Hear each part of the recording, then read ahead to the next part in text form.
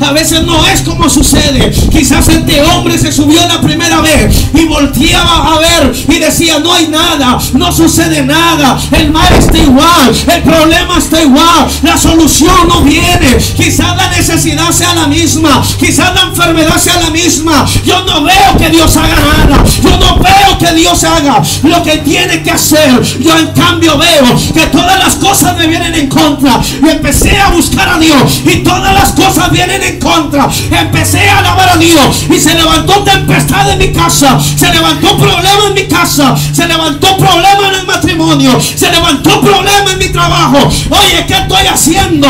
Yo quiero servir a Dios, pero los problemas no dejan que yo sirva a Dios, porque entre yo más quiero, más problemas se vienen para mí. Pero déjame decirte algo: el profeta seguía orando, el profeta seguía clamando: Señor, tú prometiste que ibas a hacer un cambio, tú prometiste que tú no mientes, prometiste que iba a ser mi vida diferente. Y el otro hombre viendo hacia el mar, viendo el problema igual, y decía: yo creo que aquí no va a llover, yo creo que aquí no va a haber solución, yo creo que uno más se ha levantado como siervo. Y es pura mentira lo que habla. Pero déjame decirte algo: no es lo que habla el hombre, es lo que Dios tiene preparado para ti, es lo que Dios ya predestinó para ti. Y mientras el profeta, hermano, estaba orando, el siervo veía el problema y decía: el problema sigue igual.